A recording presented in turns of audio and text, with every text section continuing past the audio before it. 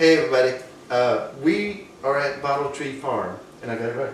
Yes. Bottletree Farm. I got it right in a video today too, or yesterday.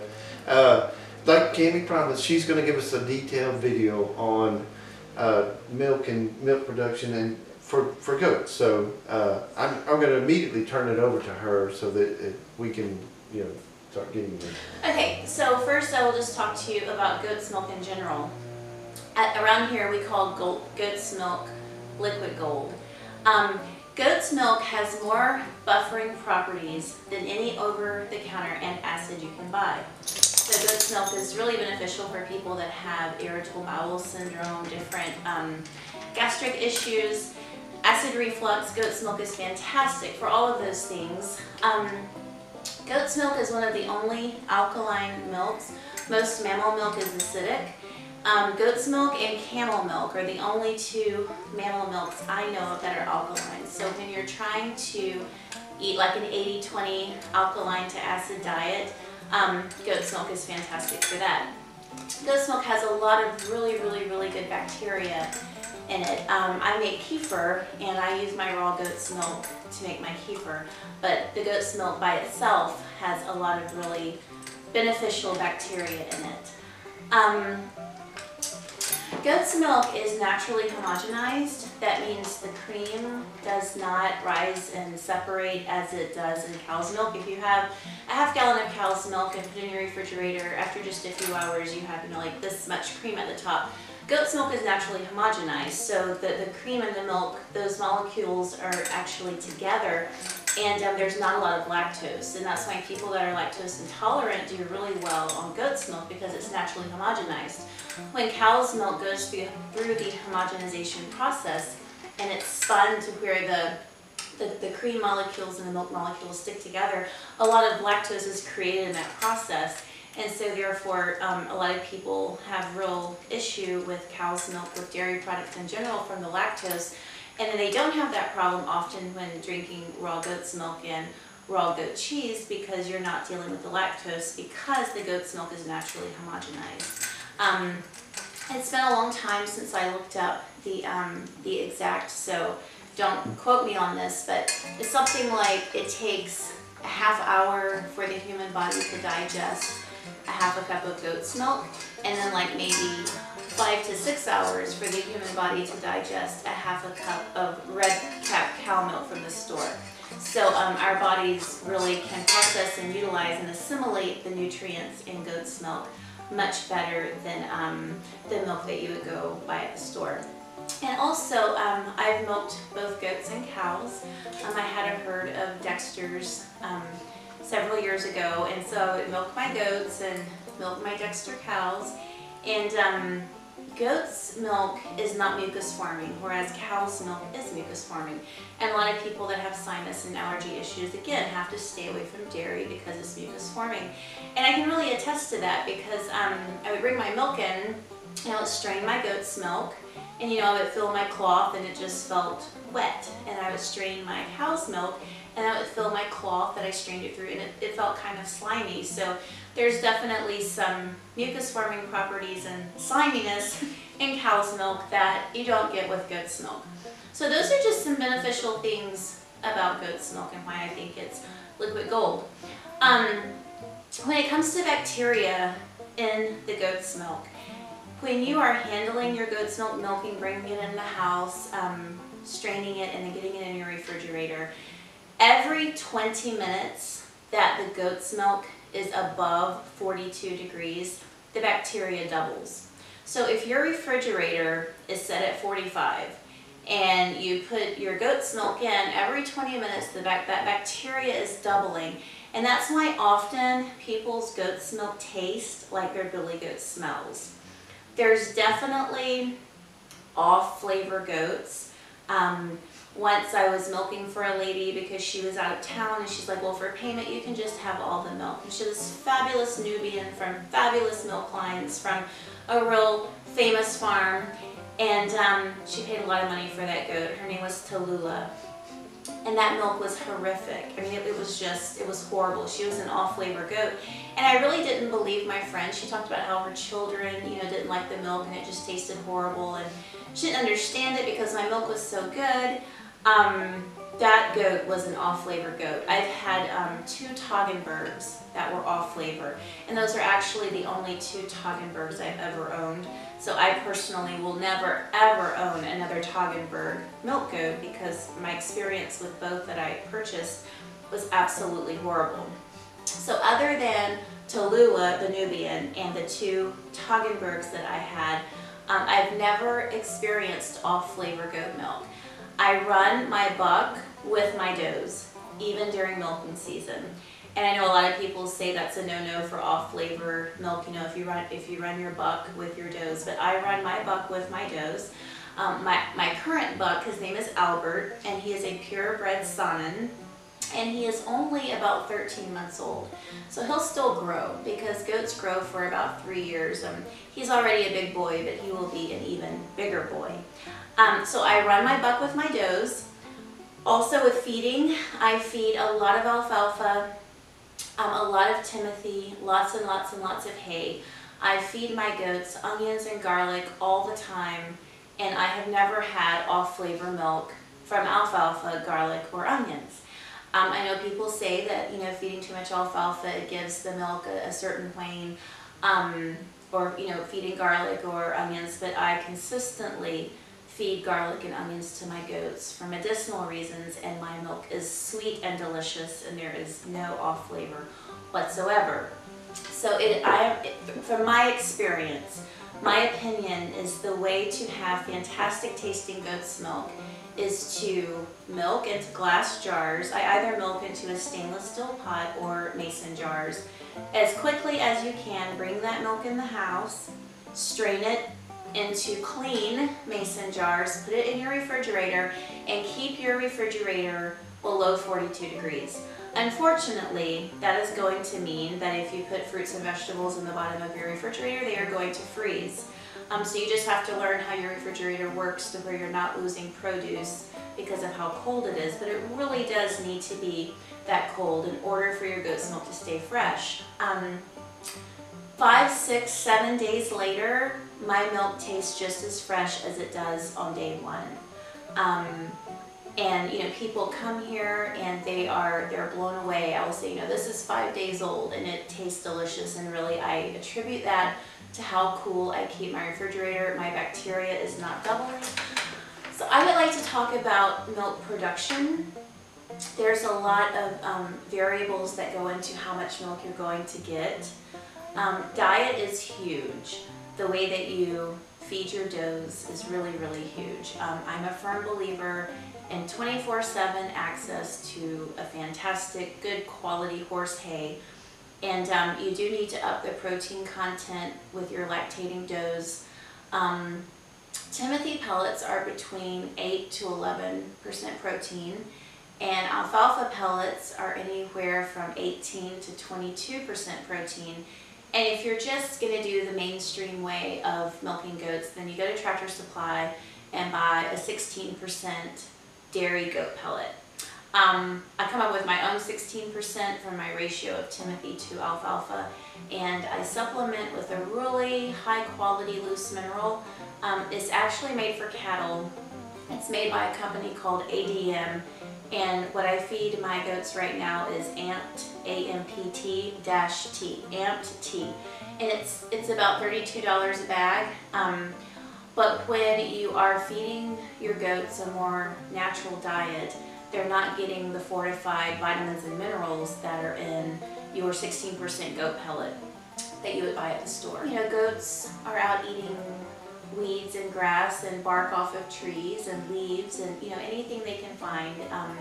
Corn is very rich and it turns to sugar, and I just don't think it's very sustainable. And of course they love it because it tastes really, really, really delicious to them.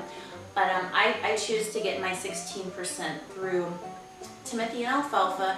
And like I said, it is imperative when you go that route to supplement with a really good quality mineral, because you do not have vitamins and minerals added to your Timothy and your alfalfa. So you can manage the amount of milk you get by the amount of protein you feed your girls when they're lactating.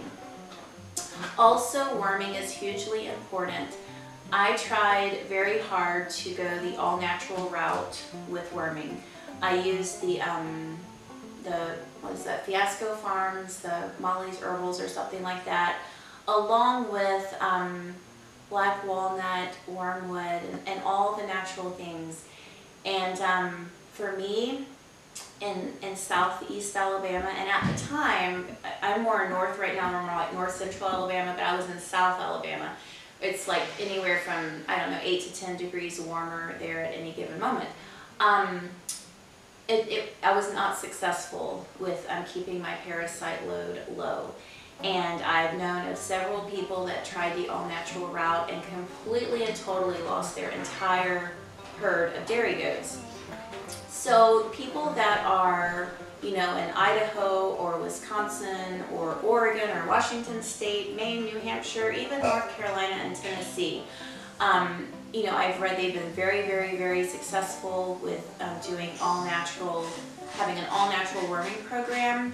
But I would say for here in Alabama and Georgia, Mississippi, Louisiana, and Florida, not so much. And maybe people have come up with a program, maybe, you know, I know one lady, her goats live on a concrete slab. They have like a goat condo, and it's beautiful and wonderful. Their feet never touch the ground, they never eat a blade of grass, and that's how she manages her parasites. But my goats are out in the field, and I do not have multiple pastures for rotational grazing, which would be really fantastic, but I don't have that. So I said all of that to say, I use chemical dewormer twice a year, and I use Quest Plus, which is actually an equine dewormer. You buy it at Tractor Supply, wherever it comes in a tube. The poison in the tube isn't equally placed, so you have to squeeze it out, mix it up, and then pull it back in a syringe to give to your goats. So I do that twice a year, every 6 months. And in the meantime, I make sure they have plenty of copper. I feed garlic, onions, wormwood, black walnut, and I give things that really boost their immune system, like hyssop and fennel, oregano and basil, thyme. I grow loads and loads and loads of herbs for the goats, and I have a 5-gallon bucket full of fresh herbs that I will just feed them, and I think that really, really helps.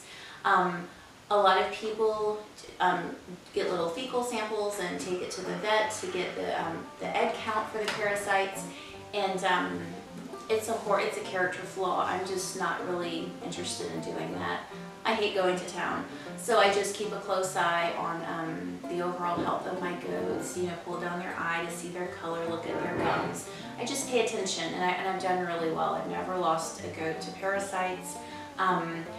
When, you know, randomly I do decide to take in a sample, my count is always really low. So what I'm doing is working for me. And so that's what I want to share with you. You know, you might be in a different place, and you need to take in all the information you can from anyone you can possibly talk to, because different people in different areas, based on how they keep their goats, where they keep their goats, have different experiences, and you want to do what works for you. And if you can get away with not using chemical dewormer, then you absolutely want to. I would love to not have to use chemical dewormer, but I've been doing goats for 15 years, and I've tried and tried and tried, and in Alabama I have not been successful. But as I said, people in colder climates where, you know, maybe the ground freezes and kills off some of those parasites, I'm just thinking out loud here, you know, maybe that's why people in colder and drier climates are able to be more successful. It's really wet here, and so, you know, it rains and rains and rains and rains, and those little parasites come up to the top, and it's just not all that fun.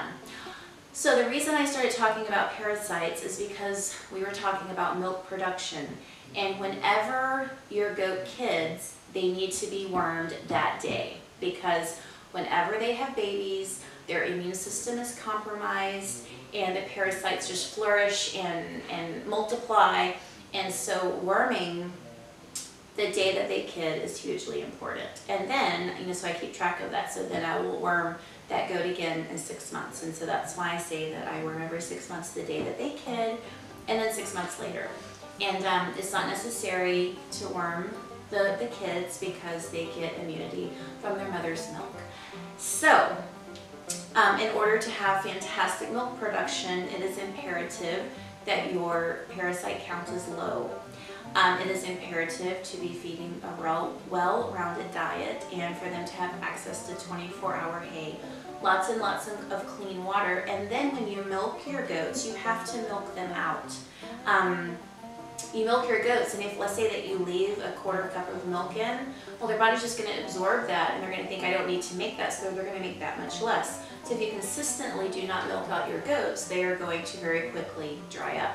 And your babies, if you leave the babies on the goats, they will determine how much milk the goat is making. So for people that leave babies on during the day, put them up at night and milk in the morning, their milk production is going to go down a lot faster than someone that completely pulls the babies off and milks morning and night and keeps that milk production up. Because as your babies get 2 and 3 months old, they're going to be eating hay and nibbling on alfalfa, and so they're going to drink less, and therefore your dough is going to make less.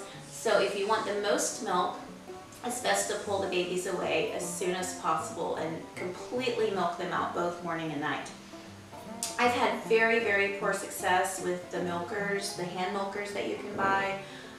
The Utterly Easy, and then I had one other, I can't remember the name, but in my experience, they only take like half the milk. I have never used a little hand milker that took out all the milk. So I milk with my hands.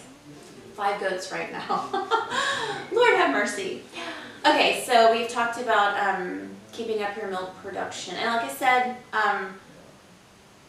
not all goats are created equal, and you're doing good to have a goat give you 1 gallon a day. That's the rule on my farm. You can't stay here unless you give 1 gallon a day. But that kind of goes for like second fresheners, because first year fresheners, I have 2 first year fresheners, Banjo and Venus. And Banjo is about, well, she had her baby on Thursday, so this Thursday will be 2 weeks. She's 3 days shy of 2 weeks. And Venus had her baby on Thursday as well, so they're 3 days shy of 2 weeks. And Venus is giving just a little over half a gallon, and Banjo is giving a little bit over 3 quarts. So they're actually not quite to 1 gallon. I'm sure at some point this first freshening I will get a gallon a day from them, and they have fantastic genetics. I know next year they will give way more, and the year after even more. So those are fantastic quality goats that probably will end up giving me 2 gallons a day in their 3rd or 4th year. So that's what I have to say about goat's milk. Goat's milk is hugely beneficial. I cannot talk about this from experience, but taking the word of my neighbors, I've had several people over the years that had chronic arthritis that drank goat's milk and had bought goat's milk from other people prior to getting it from me and said it gave them a lot of relief. And I did Google that at one point, maybe 5 or 6 years ago, and there are several articles that talk about something in goat's milk coating if it's the joints or the bones or something, but doing some kind of lubrication in there that helps with pain, or maybe something with inflammation, I don't really remember. But for people that are on an alkaline diet, goat's milk is so wonderful. It's so easily digestible. I think it's a superfood. I think it's liquid gold. I think everyone should have goat's milk. And if you've had a bad experience with off-flavor milk, not all goat's milk is created equal, and I would encourage you to buy milk from someone else. And maybe that someone else, you could share with them the importance of keeping their refrigerator under 42 degrees. I cannot like exaggerate that enough, because so many people that meet me, they want to get into goats. Everywhere I have lived and had goats, you know, at least 4 or 5 of my friends in the community have gotten goats and have tried it. And several of them have been really unsuccessful because you know, their goat's milk tastes horrible, and 2 days later it smells like it's rotten and it tastes like it's rotten. And you know, maybe they're not willing to make the refrigerator, just can't get cold enough, is too old. You know, plus living in South Alabama, like I said, it is really hot, and so sometimes it's difficult to keep your refrigerator that cold. Or sometimes people just don't listen to me and they think that they know and have horrible goat's milk and get rid of their goats as quickly as they got their goats. So I would say to anyone that has dairy goats and wants fresh tasting delicious milk that the most important thing would be keeping your refrigerator under 42 degrees and being very quick in your milking, straining your milk, and getting your milk into the refrigerator. Like, try doing that as quickly as possible, especially in the summer when it's really hot outside. So I was going to make a list to be sure that I didn't forget anything, but I didn't make a list because I've been really busy. So I hope that I went over everything. And if you have any questions, I will be sure to go to Daniel's YouTube channel and look at the comments. And so if you have any questions, I will answer them. And of course, you're also welcome to come to my channel, Bottletree Farm, and ask away. I don't have that many subscribers, so I don't get that many comments. So I see every single one, and I'll be sure to answer any questions I get. So that's all I have to say. Do you have any questions, Daniel? No, I've been listening to every time you tell me about this, but y'all make sure you go over and you subscribe to Bottletree Farm, because she is a wealth of information. You're just doing fun videos right now. So yes. Well, what I decided, I was gonna like try to have a YouTube channel like Daniel, but it's just not my cup of tea. I'm too busy doing what I want to do for fun, and so I made a video saying that I was only gonna make a video now and then. And once I took that pressure off, now I love making videos about just little short fun things going on, the farm, my animals, growing stuff. Because I want to, and I can share it with my family. So you don't have to subscribe. You can just come and look, or you can come and subscribe. It doesn't matter. But yes, there's a lot of my one pointer for everyone that has goats, and if you haven't been successful with fresh, delicious tasting goat milk, I just can't stress enough. My number one piece of advice is turn that refrigerator down. 42 degrees. Your goat's milk has to be kept 42 degrees or cooler in order for it to stay fresh and be delicious for 7 days. Alright guys, I hope y'all enjoyed that. And if you're not subscribed to Bottletree Farm, you need to go subscribe. But she's going to do more videos like this for our subscribers, my subscribers. And it's more of informative videos, and she has a lot of fun videos, and I just love her channel. I love her videos because she's such a good spirit. And today, the reason she's tired is because she was out street witnessing, and that's just my kind of people. I'm sorry. I want to go with them sometime, because that's something that I enjoy to do. But anyway, guys, we're going to let you go, and we'll catch you on the next video. Oni Ove Ocha means I love you in Hebrew. I love you guys. Love you, Miss you, Anna. Later.